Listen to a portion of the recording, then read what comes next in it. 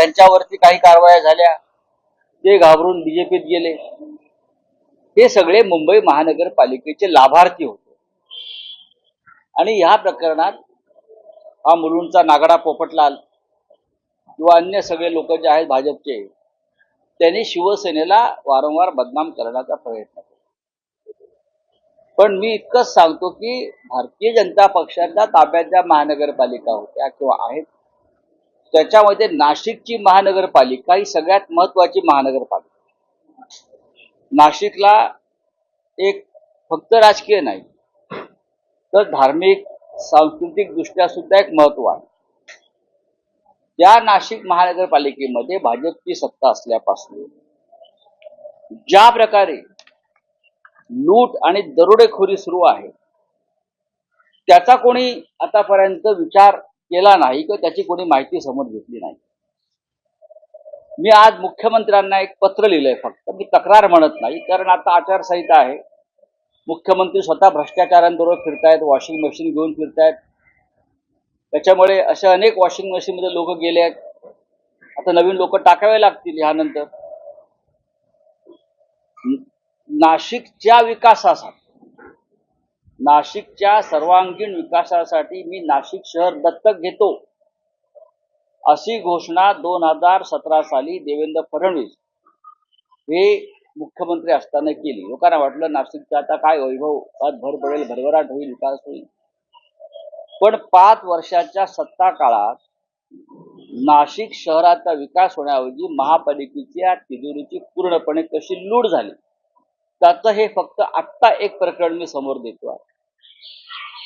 2020-2022 या काळात शहराच्या विकासासाठी आरक्षित जमिनीच्या संपादनाची गरज आहे असा भास निर्माण केला आणि महापालिकेतील सत्ताधारी भाजपच्या मागणीनुसार राज्य शासनाच्या नगरविकास विभागाने 175 कोटी रुपयाची भूसंपादनाची कार्यवाही करण्याची परवानगी दिली. त्याच्यामध्ये महापालिकेचं आर्थिक हित जपलं जावं आणि जेवढी जमीन आवश्यक आहे तेवढीच जमिनीचं भूसंपादन करावं, अशा सूचना होत्या. पण नगरविकास खात्याचे तेव्हाचे मंत्री एकनाथ शिंदे होते, लक्षात घ्या. आणि नगरविकास खात्याच्या ह्या नेतृत्वानं नाशिक मधली आपली जी बिल्डर लॉबी आहे त्यांचा फायदा व्हावा म्हणून 157 कोटी रुपयांची परवानगी असताना सुद्धा महापालिकेचं प्रशासन, तिकडले भाजपचे पदाधिकारी आणि आपल्या मर्जीतले बिल्डर यांच्या लाभासाठी 800 कोटी रुपयांचे भूसंपादन केलं. याची गरज नाहीये. आणि हे 800 कोटी रुपये ठराविक बिल्डरांच्या घशात घातले. 800 कोटी रुपये हा लहान आकडा नाहीये. शासनाने ठरवून दिलेले जे प्राधान्यक्रम होते जागा ताब्यात घेण्यासाठी, त्या कोणत्याही नियमांचं पालन केलं नाही आणि साधारण 800 कोटी रुपये आपल्या मर्जीतल्या बिल्डरांना दिले. म्हणजे त्यातले काही बिल्डर काल मुख्यमंत्र्यांबरोबर व्यासपीठावरती होते, माझ्याकडे फोटो आहेत त्याचे. त्यातले काही बिल्डर हे काल मुख्यमंत्री जे गेले त्यांच्याबरोबर हे मुख्यमंत्र्यांच्या मांडीला मांडोलन बसल्याचे ठक्कर नावाचे बिल्डर. म्हणजे कसं आहे की काही बिल्डरांनी त्या काळामध्ये जमिनी विकत घेतल्या,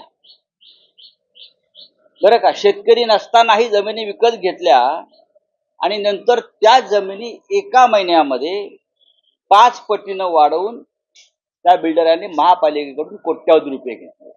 अशी 27 प्रकरणं आहेत. अशी 27 प्रकरणं आहेत. स्वतः छगन भुजबळ त्या जिल्ह्याचे पालकमंत्री आहेत. त्यांनी मुख्यमंत्र्यांना एक पत्र लिहून त्या संदर्भात माहिती दिली की हे भूसंपादन अत्यंत बेकायदेशीर आणि त्यात फार मोठा आर्थिक घोटाळा आहे. तुम्ही भूसंपादनाची चौकशी करा.